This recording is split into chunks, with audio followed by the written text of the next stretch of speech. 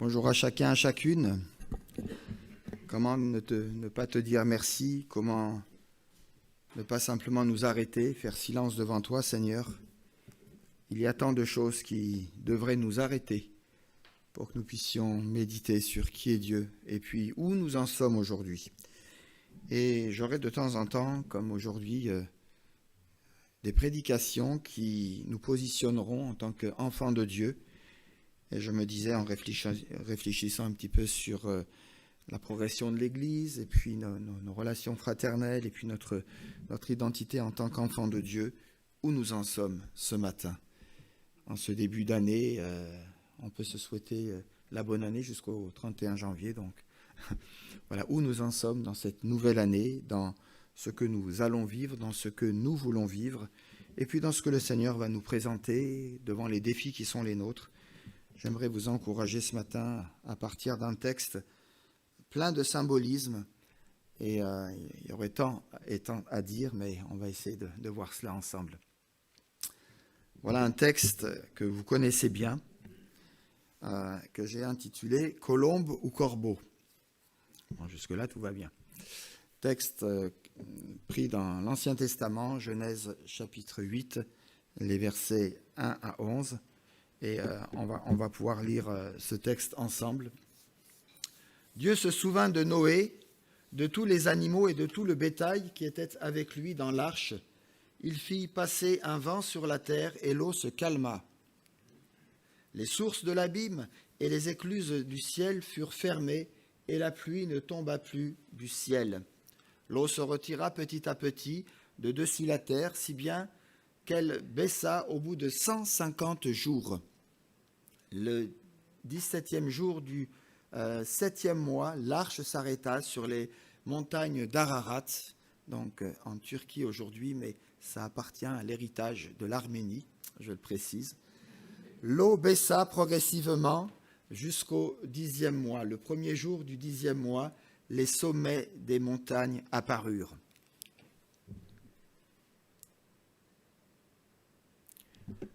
Au bout de 40 jours, Noé ouvrit la fenêtre qu'il avait faite à l'arche. Il lâcha le corbeau et celui-ci sortit, faisant des allers et retours jusqu'à ce que l'eau ait séché sur la terre.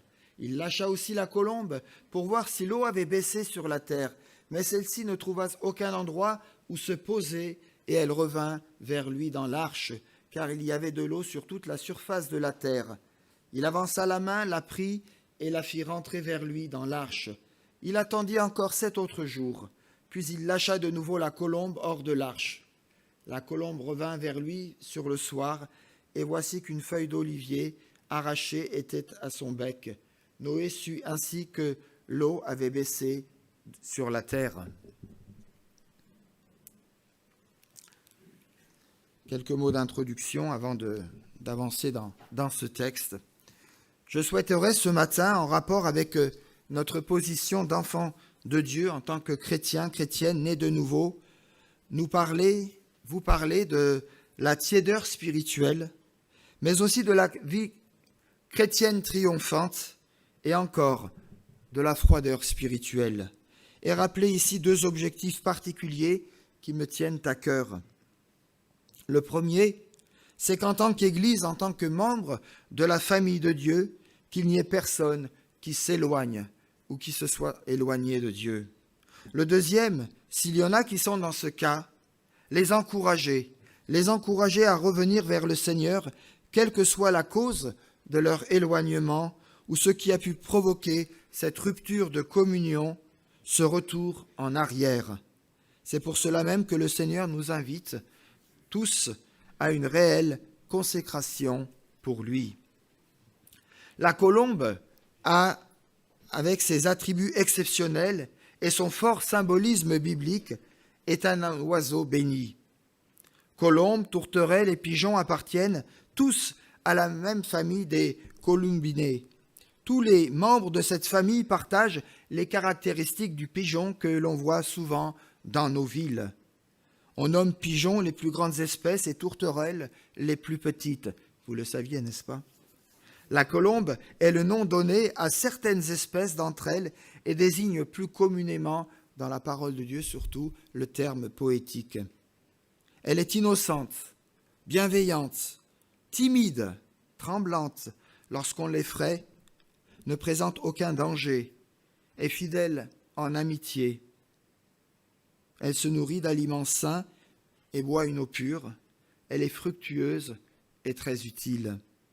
La colombe est le type même de la très belle image du chrétien, de la chrétienne. Elle nous renvoie au prophète Jonas. On aurait pu aussi parler du prophète Élie qui a été nourri par des corbeaux. Jonas, en hébreu, qui se traduit par Yona et qui traduit ce mot, et ce mot traduit aussi par colombe. Il sera lui aussi par la suite appelé et envoyé par Dieu comme messager de sa grâce et témoin de la repentance des Ninivites, même si au départ la disposition de cœur de ce prophète a été compliquée. Au travers de ce symbolisme complexe concernant l'image de la colombe, les récits de l'Ancien Testament en particulier nous sensibilisent sur le caractère même de la repentance et de la miséricorde de Dieu, principalement dans les livres des psaumes, du prophète Osée ou encore du prophète Jérémie. Symbole de fidélité et de douceur, elle apparaît notamment lors du baptême de Jésus sous la forme d'une colombe, et cela dans les 4 évangiles, comme pour décrire et pour nous dire combien la présence même du Saint-Esprit était visible. Jésus, en parlant de la colombe, fera allusion également à son innocence et à sa simplicité proverbiale. Oiseau fragile et sans défense, elle s'achetait et se vendait dans les cours du temple, car on s'en servait pour les sacrifices. Entourée elle-même d'oiseaux ennemis, elle se gardera de lutter contre ses prédateurs, mais plutôt volera au plus vite vers son nid. Cette première attitude nous apprend à fuir nous aussi nos ennemis et ceux qui veulent nous tendre un piège. Avez-vous des ennemis? Est-ce qu'il y a un piège devant vous que vous devez éviter aujourd'hui, ce matin? La colombe a un amour particulier pour ses petits, pour son nid, pour son couple. Et si elle est en raison des circonstances obligée de quitter pour un temps son nid, elle déploiera tous ses efforts pour y retourner dès que possible. De cela, nous apprenons aussi à avoir et à maintenir un tel amour pour notre famille, nos enfants, les membres de notre Église, en un mot, à aimer, à aimer. L'image de la colombe revenant vers le soir avec un brin d'olivier dans le bec sera repris ensuite et deviendra l'emblème de la paix. Le monde entier la dessine et l'implore sur toutes les terres en guerre ou en feu encore aujourd'hui. Elle demeure par son exemple pour chacun et en particulier pour les couples chrétiens un bel exemple pour qu'ils apprennent à se supporter, à se pardonner réciproquement. Et si dans une situation tendue, ça existe et ça existera, ils passent par un conflit, qu'ils puissent en première initiative chercher par la grâce et la puissance du Saint-Esprit à se réconcilier. La colombe a été en fait repérée très vite comme étant un oiseau très utile, dans les temps anciens comme porteuse du courrier postal, et il y a tant d'histoires autour de cela. Lorsque les moyens de communication modernes n'existaient pas encore et lorsque les temps de guerre empêchaient toute liaison possible, elle fut à maintes reprises sollicitée pour pouvoir emporter ou donner ici ou là un message important. Nous retenons là une autre leçon, à savoir que nous aussi, nous avons un message à apporter à ceux qui nous entourent. Et ce message est simple, simple. Dieu les aime. Jésus est mort pour les sauver. Ça a été redit tout à l'heure dans la présidence et dans les chants. Et maintenant, le Saint-Esprit est prêt à les convaincre et à les conduire à la croix de Christ. Si nous rentrons dans ce transfert et si nous y croyons, Dieu se met à l'œuvre avec nous et pour nous. Frères et sœurs, dans le livre du Cantique des Cantiques au chapitre 2 et à partir du verset 14, le bien-aimé qui est présenté est une figure symbolisant le Christ. Il appelle sa colombe qu'elle représente, qui est représentée par l'image du chrétien. Celui-ci est aimé de Dieu. Et voici ce que nous dit le texte. Ma colombe, dans les creux des rochers, dans le secret des escarpentes, fais-moi voir ton visage, fais-moi entendre ta voix. Ce matin, Dieu veut voir ton visage. Dieu veut entendre ta voix. Qu'est-ce que tu as à lui dire? Qu'est-ce que tu as à lui présenter? Qu'est-ce que nous voulons être ce matin pour le Seigneur, ensemble, en tant que communauté évangélique, en tant qu'Église? Noé a également utilisé une colombe alors qu'il se trouvait avec toute sa famille dans l'arche pour que celle-ci puisse lui donner les informations nécessaires concernant l'état de la terre après le déluge. Ainsi, la colombe, image du chrétien, demeure pour nous tous un bel exemple pour vivre une vie chrétienne agréable à Dieu, dans une morale, dans une moralité, une pureté, un service chrétien et un dévouement pour notre prochain. Alors je vous propose ce matin, après cette courte introduction, de voir 3 attitudes particulières qui ressortent de ce texte et que la colombe de Noé nous transmet. La sortie de la colombe hors de l'arche. Si l'arche de Noé symbolise, entre autres, dans la Bible, la figure du Christ sauveur, la colombe qui en s'éloigne représente à mes yeux le chrétien, la chrétienne qui s'éloigne de Dieu, de Jésus-Christ. Comme nous le rappelle le psaume 84, verset 12, « L'Éternel est un soleil et un bouclier. Il est notre lumière, notre source de chaleur et de réconfort. » Ce qui me fait dire que toutes les fois où nous nous éloignons du Christ pour aller nous blottir sous d'autres horizons, nous perdons notre chaleur spirituelle, notre zèle. Nous ne sommes plus bouillants pour le Seigneur et donc, inévitablement, nous nous refroidissons. Foncièrement pécheurs, nous avons reçu une nouvelle nature, une nouvelle identité en Jésus-Christ. Né de nouveau, nous l'avons reconnu et accepté comme notre Seigneur et Sauveur. Ce qui nous a donné de revêtir un cœur nouveau, une nature nouvelle par la présence même du Christ qui désormais habite et règne en chacun d'entre nous. Et par la puissance du Saint-Esprit, nous sommes rendus capables à présent de lutter et de tenir ferme contre les tentations et le péché qui voudraient encore nous saisir, nous dépouiller et nous faire tant de mal. Notre salut en Jésus-Christ a effacé tout acte de condamnation qui reposait sur nous et nous a détachés de tous nos péchés passés. Et lorsque de nouvelles tentations viennent frapper à la porte de notre cœur, nous avons la force, vous avez la force de résister et d'être victorieux. Certes, notre tendance pécheresse, notre inclinaison à céder à la tentation, nous tiraille encore parfois, mais nous devons veiller sur nous-mêmes pour ne pas succomber à de nouvelles tentations dans tel ou tel domaine, liées à notre passé peut-être.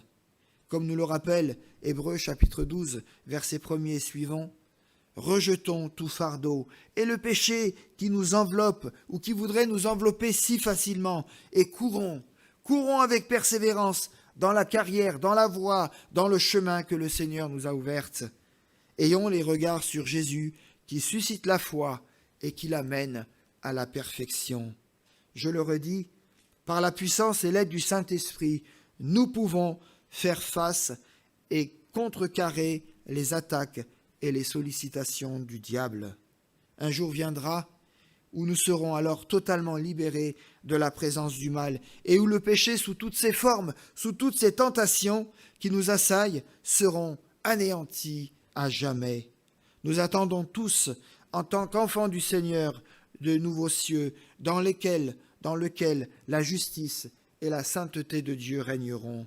Mais pour l'heure, aujourd'hui, nous sommes encore éprouvés et un certain nombre ont malheureusement succombé faute de vigilance et de persistance. Quand je parle de ce nombre, je parle de l'Église en général. Pourquoi tant de fidèles? Pourquoi tant de chrétiens? Pourquoi tant de disciples se refroidissent spirituellement? Dans l'évangile de Luc, au chapitre 21 et au verset 34, Jésus en donne quelques raisons qui peuvent éloigner, qui peuvent avoir une force attirante et fascinante dans nos vies de rachetés. Oh, vous allez dire, nous, ça ne nous arrive pas. On est bien armés, et j'espère, et je le souhaite, et je prie pour ça. Pourtant, Jésus dira, prenez garde à vous-même, pas aux voisins. Ça commence par nous, ça commence par le peuple de Dieu, ça commence par Jésus-Christ. Et le jugement de Dieu vient d'abord dans l'Église, avant d'aller voir ceux et celles qui ont renié et qui ont insulté le Seigneur. Prenez garde à vous-même, de crainte que vos cœurs ne s'apesantissent par les excès ou l'ivrognerie, ou encore par les soucis de la vie, et que ce jour ne vienne fonder sur vous à l'improviste. Veillez et priez en tout temps, afin que vous ayez la force d'échapper à tout ce qui doit arriver, et de paraître debout devant le Fils de l'homme, devant Jésus. Debout devant Jésus. Merci Seigneur, parce que tu nous en donnes la force, si nous le croyons, et si nous faisons aussi ce pas de foi. Frères et sœurs, il ne s'agit pas seulement dans ce texte de quelques avertissements solennels concernant la parousie ou encore l'avènement du Christ, mais aussi d'un appel à la vigilance face à tout ce qui pourrait encore nous détourner de notre vocation céleste. Notre monde d'aujourd'hui regorge d'offres et sollicitations alléchantes et séductrices pour ébranler notre foi, mais aussi celle de ceux qui ne veulent pas croire en la puissance libératrice de l'Évangile. Comme le rappelle l'apôtre Paul, la prédication de la croix est une folie pour le monde, pour ceux qui périssent, ce monde qui a une opinion bien basse sur Dieu, sur l'Église, sur les chrétiens, sur leur façon de vivre, qui n'est plus dans l'air du temps. La pression est telle que plusieurs aujourd'hui, pour éviter ces affronts et ces injures, ont préféré aller dans le sens du monde, dans ce courant, pour éviter peut-être les dangers ou les menaces. Ils préfèrent se confondre au monde, nager en eau trouble, plutôt que de réformer leur vie, selon le modèle biblique. Souvenez-vous, le peuple d'Israël, esclave en Égypte, sous la main puissante des pharaons. Ce peuple qui a vécu des heures sombres dans son histoire, et plusieurs, dans leur souffrance et leur dénuement, pourtant ont préféré mourir plutôt que vivre. Dieu est alors intervenu en leur faveur. Il leur fit trouver grâce et les libéra du joug de l'esclavage. Et quel esclavage! Il les conduisit sous ses ailes puissantes. Mais l'histoire nous raconte que malgré cette délivrance miraculeuse, une partie du peuple dans le désert a tenté de vouloir retourner dans la situation de servitude que l'Égypte lui infligeait. Étonnant, étrange. Ils ont désiré, moins que ça, les poissons d'Égypte. Vous aimez les poissons? Les concombres, les melons, les poireaux, les oignons, l'ail, les viandes. Et ce jour-là, ils se sont dit, nommons-nous un nouveau conducteur, un nouveau Dieu, et retournons dans notre bon pays d'Égypte. Quelle triste réalité. Ne pas se rappeler des jours passés d'Égypte et désirer retourner dans la fournaise du mal et dans le bourbier des passions d'autrefois. Hélas, il y a encore de tels penseurs aujourd'hui, des chrétiens charnels, et on l'a vu dans notre étude biblique, on est toujours dans 1 Corinthiens, vous vous en souvenez, des chrétiens charnels qui ont vite oublié la grâce, la protection, la délivrance de Dieu et qui regardent encore en arrière sans s'être véritablement détachés de ce pourquoi elles luttaient. Oui, frères et sœurs, quelle tristesse de ne pas se remémorer les bontés et les bienfaits de Dieu à notre égard, bontés et bienfaits qui ne sont pas épuisés et qui se renouvelle chaque matin. Lamentation 3, 22. L'apôtre Paul, dans son épître aux Romains, au chapitre 8, verset 35 et suivant, écrira « Qui nous séparera de l'amour du Christ ? La tribulation ou l'angoisse ou la persécution ou la faim ou le dénuement ou le péril ou l'épée ?»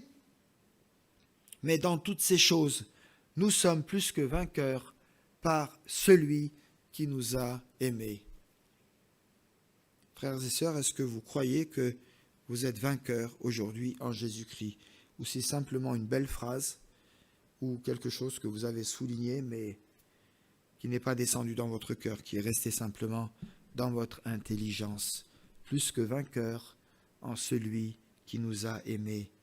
Ainsi, tout l'effort, toute l'aspiration qui doit émaner de notre position d'enfant de Dieu doit être de sortir de cette tendance pour atteindre la vie chrétienne adulte, mature, parfaite, victorieuse et remplie de la plénitude du Saint-Esprit.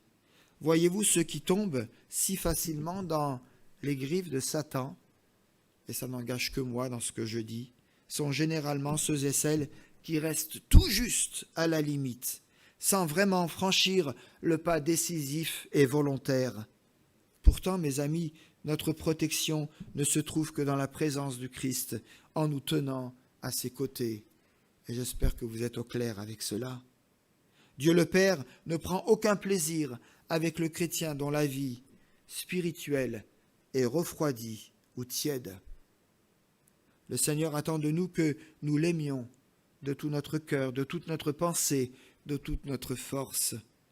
Il n'est donc pas concevable, il n'est donc pas convenable qu'en tant que chrétiens rachetés du Seigneur, nous recherchions encore dans le monde ce qui se trouve abondamment dans le Christ Jésus.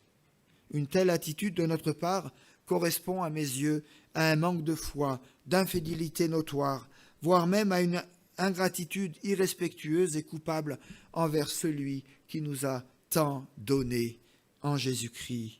Une telle attitude nous fait asseoir inévitablement sur le banc de ceux qui se moquent et de ceux qui déshonorent Dieu. Je vous renvoie au psaume 1er. Sachons alors constamment regarder à Jésus et faire nôtre ce verset du psalmiste. Il y a d'abondantes joies devant ta face, Éternel, des délices éternelles à ta droite. Le deuxième point que j'aimerais aborder à présent est en rapport avec la colombe qui a été lâchée de l'arche. Nous lisons à ce propos au verset 9, « Mais la colombe ne trouva aucun lieu pour poser la plante de son pied, et elle revint à lui, elle revint à Noé dans l'arche. » Oublions un instant la colombe et réfléchissons sur notre ami le corbeau. Le corbeau aussi avait été relâché, mais il n'est pas dit de lui la même chose.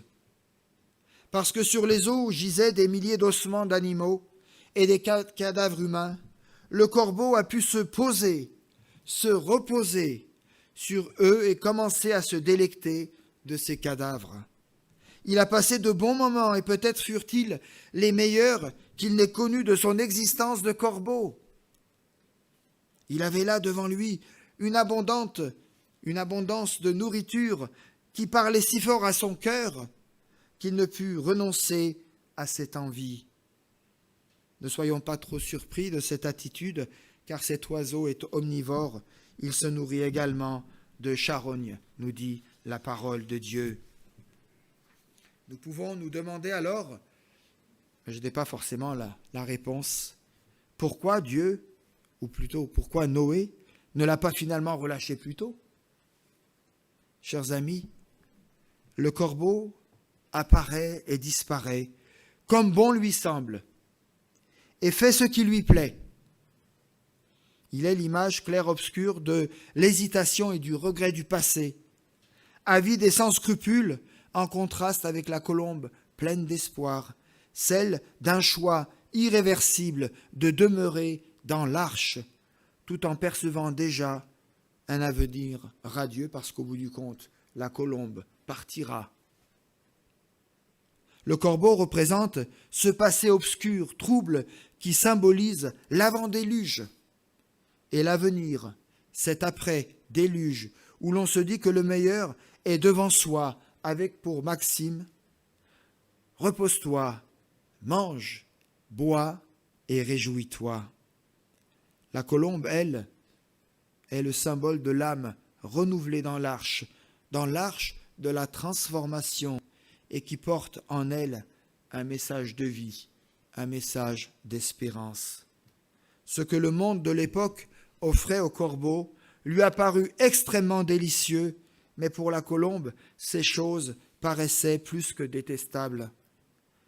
N'est-ce pas ici un écho de ce que dira bien des siècles plus tard l'apôtre Paul dans sa confession de foi ? Ce qui était pour moi un gain, je l'ai considéré comme une perte à cause de Jésus-Christ. Et même je considère tout comme une perte à cause de l'excellence de la connaissance du Christ Jésus, mon Sauveur. La colombe ne trouva pas de place pour reposer ses pattes, alors qu'il y avait des milliers et même un nombre incalculable de squelettes sur lesquels elle aurait pu, elle aussi, aisément s'asseoir, se réjouir et commencer à se délecter. Pourquoi donc ce contraste?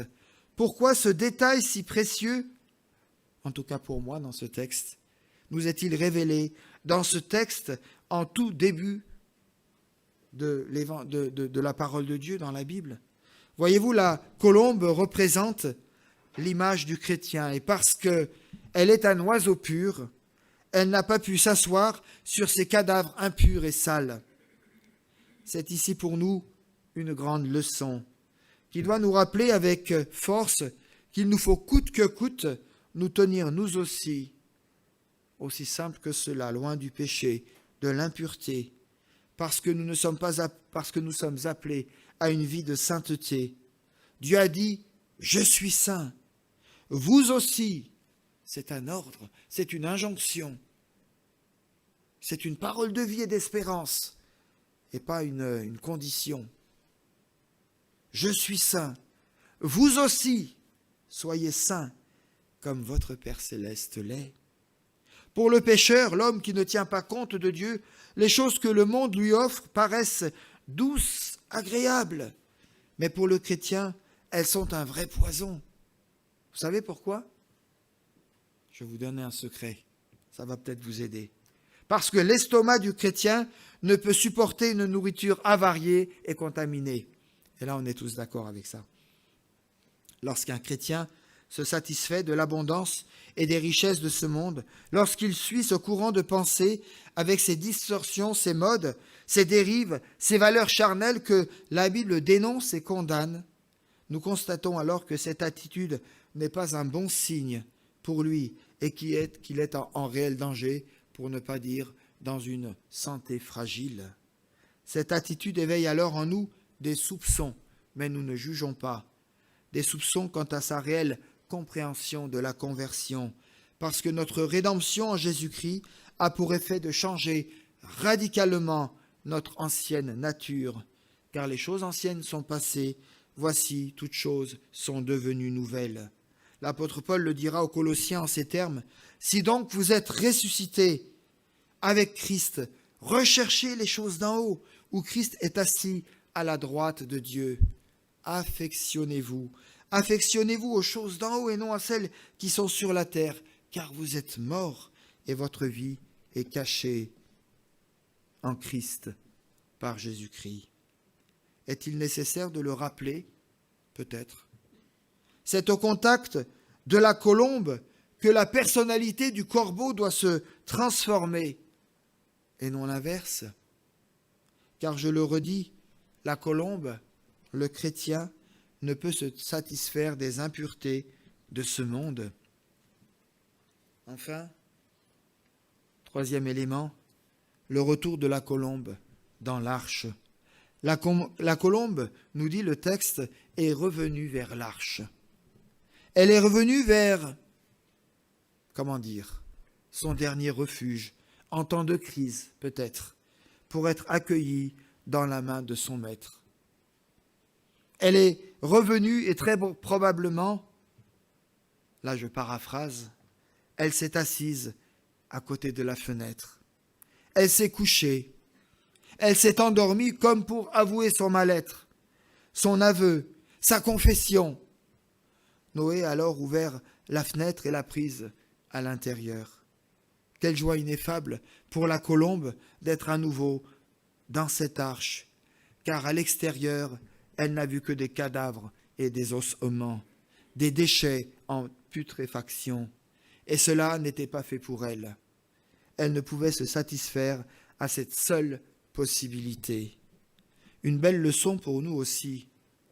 Mes amis, quand tout va mal, quand nos vies basculent, quand nous n'arrivons plus à envisager l'avenir, quand la situation devient désespérante, sachons nous réfugier dans cet endroit stable et bien connu qu'est la présence même du Seigneur, lui, le rocher des siècles. Mais aussi sachons regarder l'Église comme ce lieu où je trouverai aussi le soutien, l'aide, la protection dont j'ai besoin. Certes,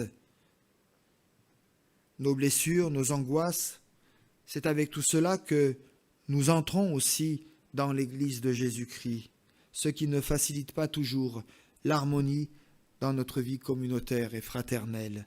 Pourtant, c'est là aussi que nous trouverons, et c'est là que Dieu veut nous donner le repos et la consolation dont nous avons besoin. Certains sont peut-être ce matin comme la colombe de notre récit, épuisés, découragés, accablés, déçus, abîmés quelque part. Et leur seule envie, c'est de fuir ce monde de bruit et de chaos pour se réfugier sous le manteau et la tendresse de Noé. Vous savez, Dieu le sait. Et sa main est et sera toujours tendue pour vous prendre, pour vous récupérer, pour vous fortifier. Alors, un mot de conclusion. Frères et sœurs, le chrétien a été sauvé pour vivre et recevoir des choses autrement plus belles, plus pures, plus nobles que ce que le monde a à lui offrir. Il a été sauvé pour vivre dans les lieux célestes en Jésus-Christ. Il a été sauvé pour entrer et demeurer en communion avec Dieu, pour régner dans sa sainte présence. Attachez-vous aux choses d'en haut et non à celles qui sont sur la terre, car vous êtes morts et votre vie est cachée en Christ. Il a été sauvé aussi pour le glorifier et pour répandre sa gloire sur la surface de la terre, en étant porteur de paix et d'espérance. Voilà ce que le Seigneur nous donne, voilà ce que le Seigneur nous dit, voilà ce que le Seigneur attend de chacun d'entre nous, de vous et de moi. Que Dieu nous permette aujourd'hui de nous examiner nous-mêmes. C'est une très bonne chose. C'est une très bonne chose. Si nous ressemblons à ces chrétiens qui se sont refroidis, qu'il nous accorde alors cette grâce de pouvoir, aujourd'hui même, rentrer en nous-mêmes, c'est-à-dire réfléchir intensément sur notre propre condition d'homme, de femme, de jeune, tel le Fils prodigue, pour constater avec vérité que peut-être notre attitude ne glorifie pas ou n'honore pas le Seigneur, mais au contraire, l'attriste. Et si le Seigneur est attristé, vous serez attristés également. Sans perdre de temps, confessons ensemble, peut-être, notre manque de foi. Je crois, Seigneur, mais viens au secours de mon incrédulité, notre manque de foi. Renouvelons nos vœux. Je ne sais pas quels vœux vous avez faits en début d'année, en couple, en famille, dans votre intimité avec le Seigneur, par rapport à l'Église. Renouvelons nos vœux dans le Seigneur, avec une réelle consécration. Mettons-nous nous-mêmes sur l'autel, comme un sacrifice vivant et agréable à Dieu, pour vivre près du Christ et le servir dignement. Quel que soit notre constat et où que vous soyez parvenus dans votre vie spirituelle. Retournons auprès du trône de la grâce, là où le Père nous attend. Et dans un esprit de prière et de consentement, disons-lui avec foi ce matin, aujourd'hui, nous voulons. Aujourd'hui, je veux chercher ta face et me tenir devant toi, Seigneur. Avec fidélité et remplis d'espérance, courons avec persévérance l'épreuve qui nous est proposée, les yeux fixés sur Jésus, qui est l'auteur de la foi et qui l'amène et qui l'amènera à la perfection. Conscients de nos faiblesses et des désirs trompeurs de notre cœur, demandons à Dieu le Père l'amour du Christ et sa force toute puissante pour qu'il puisse nous aider afin que nous restions jusqu'à son retour des colombes selon son cœur, fidèles à nos engagements. Disons ensemble, Amen Seigneur, qu'il en soit ainsi. Et je vous propose une prière avant de chanter « Nous venons dans ta présence ». Mon Dieu, je viens vers toi. En ces temps troublés, je reconnais devant toi mes limites, mes trahisons, mes frilosités. Je t'en prie, donne-moi la force de reconnaître le chemin qui mène à toi et de m'y engager. Seigneur Père éternel, donne-moi le zèle de te servir et le désir de faire rayonner ton nom tout autour de moi. Renouvelle notre amour et notre consécration pour toi, Seigneur, et aide-nous, en tant qu'Église, à te demeurer fidèles et obéissants dans notre marche de tous les jours. Amen.